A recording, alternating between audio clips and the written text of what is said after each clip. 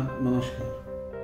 4 फरवरी हर साल एक world cancer day के नाम से हम लोग जानते हैं। इस दिन हम लोग कैंसर के बारे में चर्चा करते हैं। मैं डॉक्टर मित्रा यूनाइटेड मेडिसिटी में एक कैंसर सर्जन के रूप में कार्यरत हूँ। आपको ये जानकारी देना चाहता हूँ कि इस कैंसर रोग की क्या विशेषताएं हैं। सबसे प्रथम, ये कैंसर रोग एक साध्य बीमारी है। ये संक्रामक नहीं है। ये बीमारी बिना किसी लक्षण के शरीर में बहुत दिनों तक पलता है और बाद में ये शरीर के किसी न किसी भाग में बीमारी के रूप से सामने आता है। जब तक ये बीमारी अंदर पनपता रहता है उस समय हमें कोई लक्षण नहीं पता रहते हैं, न मरीज को कोई तकलीफ होती है, जिसकी वजह से मरीज एकदम स्वस्थ दिखता है।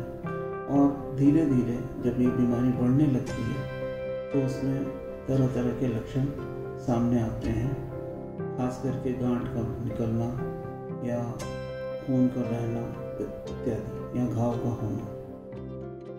आज कैंसर के इलाज में काफ़ी परिवर्तन हुआ है। पिछले 10-20 साल पहले हमारे पास सिर्फ 3 पद्धतियाँ थी।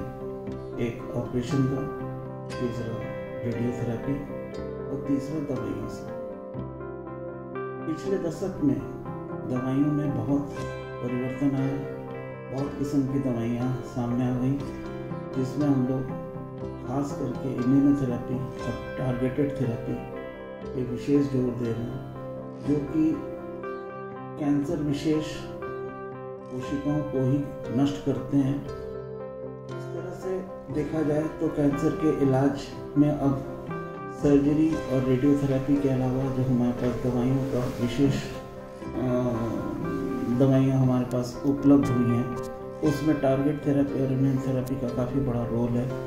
और आने वाले समय में हो सकता है कि कैंसर सिर्फ दवाई से ही इसका इलाज हो जाए। कैंसर में जो सबसे बड़ी बात है, इसका निदान तभी संभव होता है जब हम इसका कोई टुकड़ा निकाल करके जांच करते हैं, जिसे बायोप्सी कहते हैं। अमूमन लोग बायोप्सी करवाने से कतराते हैं और लोगों का इलाज इसी तरह से होता रहता है। जब तक बीमारी बहुत बढ़ न जाती है तब तक वो अस्पताल में आते नहीं, न डॉक्टर दिखाते हैं। बायोप्सी एक बहुत ही महत्वपूर्ण जांच है, जिसके बगैर हम ये लेवल नहीं कर सकते कि मरीज को कैंसर की बीमारी है।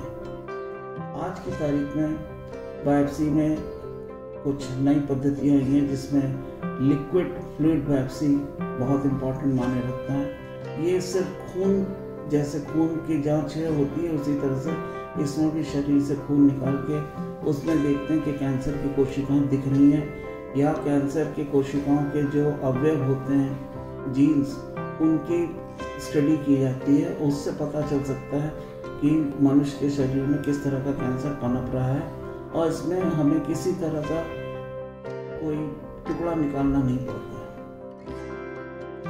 आने वाले समय में शायद ये लिक्विड बायोप्सी एक बहुत बड़ा हथियार होगा, जिससे हम कैंसर की बीमारी का पता लगा सकते हैं बिना बायोप्सी किए। कैंसर के इलाज में हम लोगों को इस समय तक कुछ जो जांच कराते हैं उसमें खास करके सीटी स्कैन और एमआरआई का बहुत बड़ा रोल है।